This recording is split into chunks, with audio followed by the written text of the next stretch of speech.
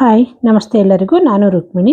ಇವತ್ತೊಂದು ಡಿಪೋ ಅಕ್ಕಿನ ಯೂಸ್ ಮಾಡಿ ಒಂದು ಓಡ್ ರೊಟ್ಟಿ ಅಂತ ಮಾಡ್ತೀವಿ ನಮ್ಮ ಸೈಡು. ಆ ರೀತಿ ಓಡ್ ರೊಟ್ಟಿ ಮಾಡೋದು ಹೇಗೆ ಅಂತ ತೋರಿಸ್ತಾ ಇದ್ದೀನಿ. ತುಂಬ ಸಿಂಪಲ್ ಆಗಿ ಮತ್ತೆ ಇನ್ಸ್ಟೆಂಟ್ ಆಗಿ ಕೂಡ ಮಾಡ್ಕೋಬಹುದು. ಬೆಳಗಿನ ಬ್ರೇಕ್ಫಾಸ್ಟಿಗೆ, ಸಂಜೆ ಸಿಂಪಲ್ ಡಿನ್ನರಿಗೆ ಮತ್ತೆ ಮಕ್ಕಳು ಲಂಚ್ ಬಾಕ್ಸಿಗೆ ಕೂಡ ಮಾಡಿ ಕಳಿಸ್ಬೋದು. ತುಂಬಾನೇ ಚೆನ್ನಾಗಿರುತ್ತೆ. ಕೇರಳ ಸೈಡ್ ಎಲ್ಲ ಇದಕ್ಕೆ ಒಪ್ಪಂ ಅಂತ ಕೂಡ ಕರೀತಾರೆ. ತುಂಬಾ ಸಿಂಪಲ್ ಆಗಿ ಟೇಸ್ಟಿಯಾಗಿ ಹೇಗೆ ಮಾಡೋದು ಅಂತ ನೋಡ್ಕೊಳ್ಳೋಣ ಬನ್ನಿ.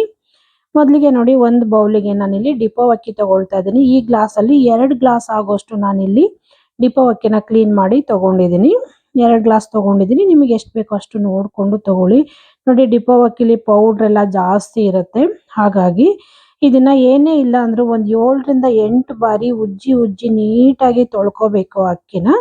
ನಾನು ನೀರು ಸೇರಿಸ್ಕೊಂಡು ಒಂದು 7-8 ಬಾರಿ ಚೆನ್ನಾಗಿ ತೊಳೆದು ನಾನು ಇದನ್ನ ತಗೊಂಡ್ಬರ್ತೀನಿ.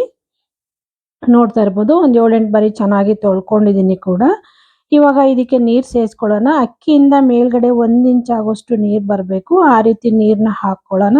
ನೋಡ್ತಾ ಇದ್ದೀರಲ್ಲ, ಸ್ವಲ್ಪನೂ ಗಲೀಜಿಲ್ಲ. ನಾವು ನೀರು ಯಾವ ರೀತಿ ಹಾಕಿದ್ವಿ, ನೀರು ಅದೇ ರೀತಿ ಇದೆ ನೋಡಿ. ಇಷ್ಟು ನೀಟಾಗಿ ನಾವು ಅಕ್ಕಿನ ತೊಳ್ಕೊಬೇಕಾಗತ್ತೆ. ಇದನ್ನ ಒಂದು 8 ಅವರು ಮುಚ್ಚಿಟ್ಬಿಡೋಣ ನೆನೆಯಕ್ಕೋಸ್ಕರ. ಒಂದು 8 ಅವರ್ ಆದ್ಮೇಲೆ ಮತ್ತೆ ನಾನು ಇಲ್ಲಿ ತೋರಿಸ್ತಾ ಇದ್ದೀನಿ ನೋಡಿ. ಒಂದು ಬೌಲಲ್ಲಿ ಪೇಪರ್ ಅವಲಕ್ಕಿ ತಗೊಂಡಿದ್ದೀನಿ. 1 ಕಪ್ ಆಗೋಷ್ಟು ಪೇಪರ್ ಅವಲಕ್ಕಿನ ಯೂಸ್ ಮಾಡಿ, ಚೆನ್ನಾಗಿರುತ್ತೆ. ಇವಾಗ ಇದಕ್ಕೆ ಸ್ವಲ್ಪ ನೀರು ಸೇರಿಸ್ಕೊಂಡು ಲೈಟಾಗಿ ಉಜ್ಜಿಬಿಟ್ಟು ಇದನ್ನ ಒಂದ್ಸಲ ತೊಳ್ಕೊಳ್ತೀನಿ ಅಷ್ಟೇ. ಜಾಸ್ತಿ ತೊಳೆಯೋದೇನು ಬೇಡ. ಜಾಸ್ತಿ ತೊಳೆಯೋಕ್ಕೆಲ್ಲ ಹೋಗ್ಬಿಟ್ರೆ ಫುಲ್ ನೆಂದು ಮೆತ್ತಗಾಗ್ಬಿಡುತ್ತೆ ಅದು. ಒಂದ್ಸಲ ಲೈಟಾಗಿ ಈ ರೀತಿ ತೊಳ್ಕೊಂಡು ಇದನ್ನ ನೀರನ್ನೆಲ್ಲ ಚೆಲ್ಬಿಡ್ತೀನಿ. ನೀರನ್ನ ಚೆಲ್ಬಿಟ್ಟು ಮತ್ತೆ ಅದಕ್ಕೆ ಸ್ವಲ್ಪ ನೆನೆಯೋಷ್ಟು ನೀರು ಹಾಕೊಳ್ಳೋಣ ಸಾಕು. ಇದು ನಾನು ಅಕ್ಕಿ ರುಬ್ಬೋವರೆಗೂ ಒಂದು 5 ನಿಮಿಷ ನೆಂದರೆ ಸಾಕು ಅವಲಕ್ಕಿ ಇದು. ಹಾಗಾಗಿ ನೀರು ಸ್ವಲ್ಪ ಹಾಕ್ಕೊಂಡು ಇದನ್ನ ಒಂದು ಸೈಡಿಗೆ ನೆನೆಯಕ್ಕೆ ಇಟ್ಬಿಡ್ತೀನಿ. ಇದನ್ನ ಅವಲಕ್ಕಿನ ನೆನೆಯಕ್ಕೆ ಇಟ್ಟಿದ್ದಾದ್ಮೇಲೆ ನಾನು ಅಕ್ಕಿ ತೋರಿಸ್ತಾ ಇದ್ದೀನಿ ನೋಡಿ. ಇಲ್ಲಿ ಅಕ್ಕಿ ಕೂಡ ಒಂದು 8 ಅವರು ನೆನೆಸ್ಕೊಂಡಿದ್ದೀನಿ. ನೀರು ನೋಡಿ ಎಷ್ಟು ಕ್ಲೀನ್ ಆಗಿದೆ ಅಂತ ಹೇಳಿ. ಅಷ್ಟು ನೀಟಾಗಿ ನಾವು ಅಕ್ಕಿನ ತೊಳ್ಕೊಬೇಕಾಗತ್ತೆ. ಈ ನೀರನ್ನ ಚೆಲ್ಬಿಟ್ಟು ಅಕ್ಕಿನ ಇನ್ನೂ ಒಂದ್ಸಲ ನಾನು ತೊಳೆದು ನೀರೆಲ್ಲ ಶೋಧಿಸ್ಕೊಂಡು ತಗೊಳ್ತೀನಿ. ನೋಡ್ತಾ ಇರ್ಬೋದು ಎಷ್ಟು ಚೆನ್ನಾಗಿ ಕಾಣಿಸ್ತಾ ಇದೆ ಅಂತ ಅಕ್ಕಿ ವೈಟ್ ಆಗಿ. ಇವಾಗ ಈ ನೀರನ್ನೆಲ್ಲ ಚೆಲ್ಬಿಡೋಣ. ಇನ್ನೂ ಒಂದ್ಸಲ ಈ ನೀರು ಚೆಲ್ಲಿ ಇನ್ನೂ ಒಂದ್ಸಲ ತೊಳ್ಕೊಂಡು ತಗೊಳ್ತೀನಿ. ಇವಾಗ ಒಂದು ಮಿಕ್ಸಿ ಜಾರ್ ತಗೊಂಡಿದ್ದೀನಿ. ಅದಕ್ಕೆ ನಾವು ತೊಳೆದಿಟ್ಕೊಂಡಿದ್ವಲ್ಲ ಅಕ್ಕಿನ, ಅದನ್ನ ಸೇರಿಸ್ಕೊಳ್ತಾ ಇದ್ದೀನಿ. ಸೇರಿಸ್ಕೊಂಡು ಎಷ್ಟು ರುಬ್ಬಕ್ಕಾಗುತ್ತೋ ಅಷ್ಟು ಸೇರಿಸ್ಕೊಂಡು ಸ್ವಲ್ಪ ನೀರು ಕೂಡ ಸೇರಿಸ್ಕೊಂಡು ಇದನ್ನ ಸಣ್ಣಕ್ಕೆ ರುಬ್ಕೊಬರ್ತೀನಿ. ಎಷ್ಟು ಸಣ್ಣ ಆಗುತ್ತೋ ಅಷ್ಟು ಸಣ್ಣ ರುಬ್ಕೊಳ್ಳೋಣ. ಇದನ್ನ ರುಬ್ಕೊಂಡಿದ್ದೀನಿ ಕೂಡ. ಇವಾಗ ಇದನ್ನ ತೆಗೆದು ಒಂದು ಪಾತ್ರೆಗೆ ಸೇರಿಸ್ಕೊಳ್ತಾ ಇದ್ದೀನಿ. ಒಂದು ಪಾತ್ರೆಗೆ ಇದನ್ನ ರುಬ್ಬಿರೋ ಅಕ್ಕಿನ ಸೇರಿಸ್ಕೊಂಡು ಪಾತ್ರೆನ ಸೈಡಿಗೆ ಇಟ್ಟು ಅದೇ ಮಿಕ್ಸಿ ಜಾರಿಗೆ ಇನ್ನೂ ಒಂದು ಸ್ವಲ್ಪ ಅಕ್ಕಿ ಸೇರಿಸ್ಕೊಳ್ತಾ ಇದ್ದೀನಿ. ಅಕ್ಕಿ ಸೇರಿಸ್ಕೊಂಡಿದ್ದಾದ್ಮೇಲೆ ನಾನು ನೆನೆಸಿಟ್ಕೊಂಡಿದ್ನಲ್ಲ ಅವಲಕ್ಕಿ, ಅದನ್ನು ಕೂಡ ಇದಕ್ಕೆ ಸೇರಿಸ್ಕೊಳ್ತಾ ಇದ್ದೀನಿ. ಅವಲಕ್ಕಿ ಕೂಡ ನೋಡಿ 5 ನಿಮಿಷಕ್ಕೆಲ್ಲ ಚೆನ್ನಾಗಿ ನೆಂದ್ಬಿಟ್ಟಿದೆ. ಅವಲಕ್ಕಿನೂ ಸೇರಿಸ್ಕೊಂಡಿದ್ದಾದ್ಮೇಲೆ ಒಂದು ಅರ್ಧ ಕಪ್ ಆಗೋಷ್ಟು ಹಸಿ ತೆಂಗಿನಕಾಯಿ ಹಾಕ್ಕೊಳ್ತಾ ಇದ್ದೀನಿ. ಇಲ್ಲಿ ಸ್ವಲ್ಪ ಜಾರಲ್ಲಿ ಜಾಸ್ತಿ ಆಯಿತು. ನಾನು 2 ಸ್ಟೆಪ್ಪಲ್ಲಿ ಸ್ವಲ್ಪ ಸ್ವಲ್ಪ ಹಾಕ್ಕೊಂಡು ನಾನು ಇದನ್ನು ರುಬ್ಕೋತೀನಿ.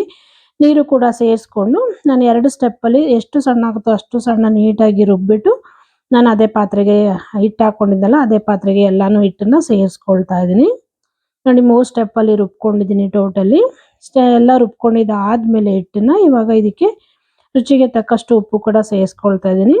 ಸೇರಿಸ್ಕೊಂಡು ನೋಡಿ, ನೀಟಾಗಿ ಏನೇ ಇಲ್ಲ ಅಂದರೂ 2 ರಿಂದ 3 ನಿಮಿಷ ಒಂದೇ ಸಮ ನೀಟಾಗಿ ಮಿಕ್ಸ್ ಮಾಡ್ಕೋಬೇಕು. ಇದನ್ನ ಚೆನ್ನಾಗಿ ಇಟ್ಟು ಹೊಂದ್ಕೊಂಡು ಸ್ವಲ್ಪ ಬಬಲ್ಸ್ ಬರಬೇಕು. ಆ ರೀತಿ ನಾವು ಇದನ್ನ ಚೆನ್ನಾಗಿ ಮಿಕ್ಸ್ ಮಾಡ್ಕೋಬೇಕಾಗತ್ತೆ.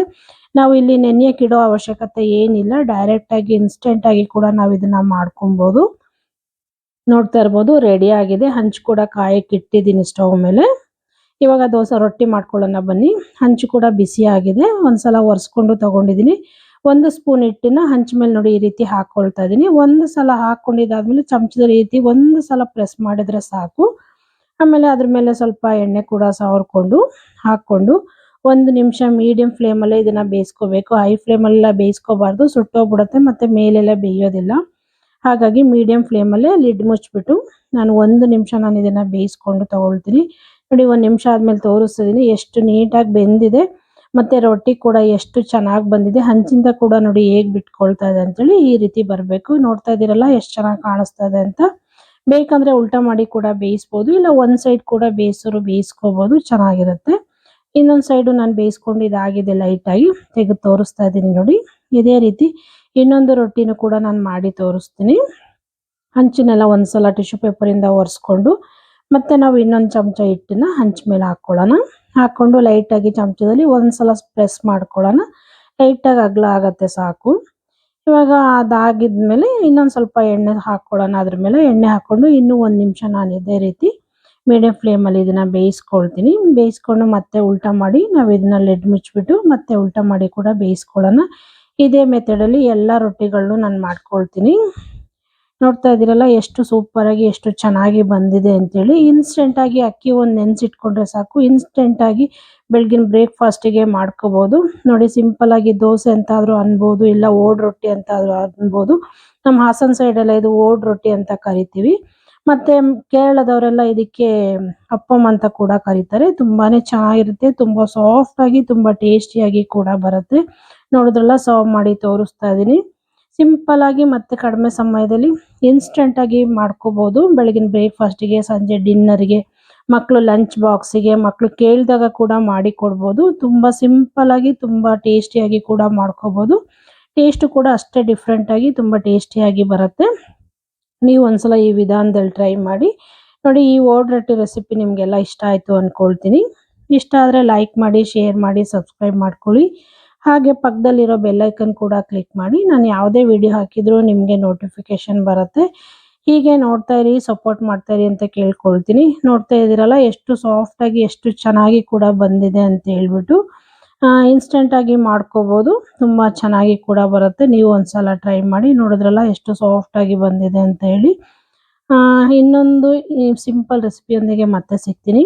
ಅಲ್ಲಿವರೆಗೂ thank you friends. Thank you for watching. ಹೀಗೆ ನೋಡ್ತಾ ಇರಿ, ಸಪೋರ್ಟ್ ಮಾಡ್ತಾ ಇರಿ.